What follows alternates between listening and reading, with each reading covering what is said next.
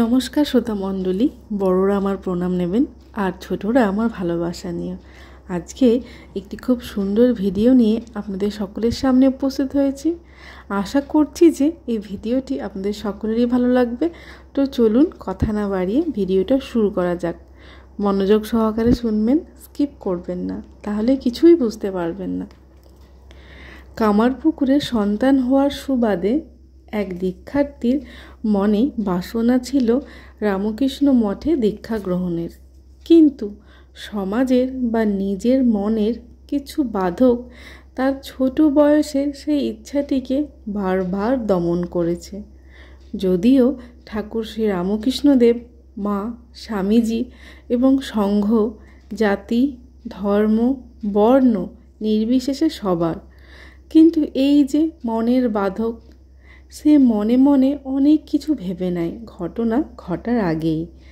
যাই হোক, সময়ের নিয়মে ও ঠাকুর মা স্বামীজির ইচ্ছায় দীক্ষার্থী ঠাকুরের দেশ থেকে ঠাকুরের অন্যতম পার্ষদ স্বামী রামকৃষ্ণ নন্দজির পূর্বাশ্রমে বৈবাহিক সূত্রে এসে উপস্থিত হলো।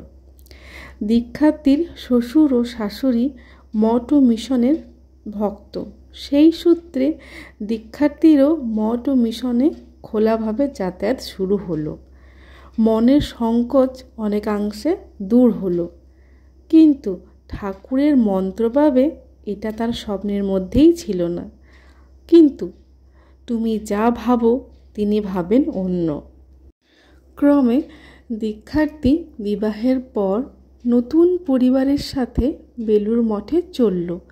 স্বামী রামকৃষ্ণ নন্দজি মহারাজের পূর্বাশ্রম রামকৃষ্ণ মঠ ইছাপুরের প্রাক্তন অধ্যক্ষ স্বামী নির্লিপ্তানন্দজি মহারাজের ও ঠাকুর মা স্বামীজির আশীর্বাদ নিতে। দীক্ষার্থী পূর্বে কামারপুকুরের মঠ ছাড়া কোনো মঠে যায়নি।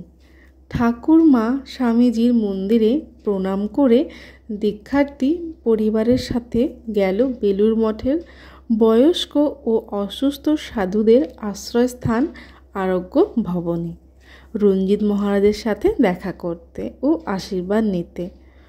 সদা হাস্যময়, প্রাণবন্ত, অপার করুণাময় স্বামী নির্লিপ্তানন্দজির সাথে দেখা, কথা বলা, আশীর্বাদ নেওয়া সবই হলো। এবার বিদায়ের সময়, ভোগ খেতে যাওয়ার পালা। হঠাৎ অন্তর্যামী দীক্ষার্থীকে দয়া করলেন। ঠাকুরের ইচ্ছা সবই। রঞ্জিত মহারাজ দীক্ষার্থীর শ্বশুর মশাইকে জিজ্ঞাসা করলেন, বৌমার দীক্ষা হয়েছে কি না। না শুনে তিনি নির্দেশ দিলেন দীক্ষা গ্রহণের।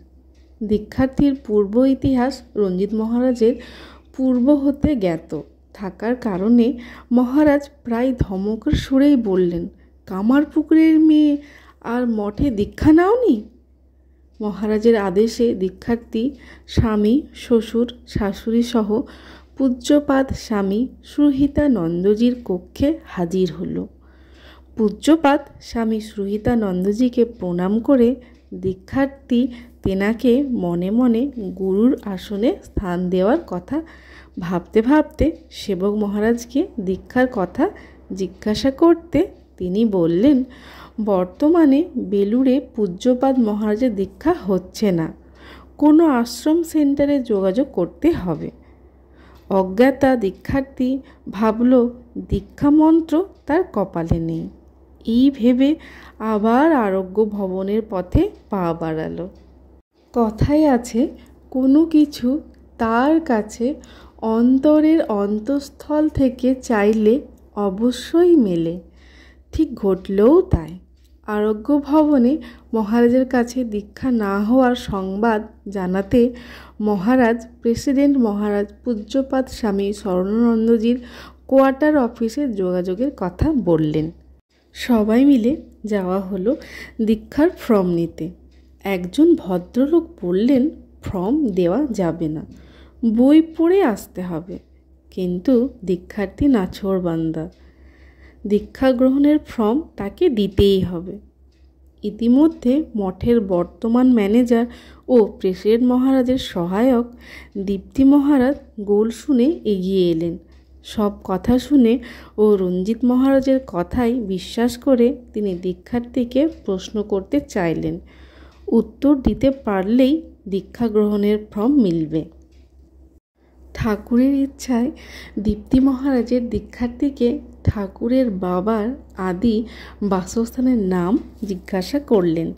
দীক্ষার্থী কামারপুকুরের মেয়ে হওয়ার সুবাদে উত্তরটি অনায়াসে দিয়ে দিল। ঠাকুরের বাবার নামও দীক্ষার্থী বলে দেওয়াতে প্রশ্নোত্তর পর্বটি দীক্ষার্থী পাশ করে গেল। ফর্ম ফিল আপ হলো। এলো সেই কাঙ্ক্ষিত দিন, 29/7/2018। আগের দিন রঞ্জিত মহারাজের ব্যবস্থা মতো ইন্ডিয়ান গেস্ট হাউসের অতিথি হলো। এলো সেই স্বপ্নের দিন। পূর্ব নির্দেশ মতো দীক্ষাদ্রব্য সমেত উপস্থিত প্রেসিডেন্ট মহারাজের ঘরের পূর্ব দিকের অডিটোরিয়ামে। ভোরে বেলুড় মঠের মঙ্গলারতি দেখে মন উৎফুল্ল। তার সাথে ছোট থেকে কল্পনা করা সেই ক্ষণ উপস্থিত। দীক্ষার্থী রোমাঞ্চিত। দীক্ষাদান গৃহে প্রবেশ হলো সবার প্রথমে। ধীরে ধীরে গোটা ঘর ভরে উঠল।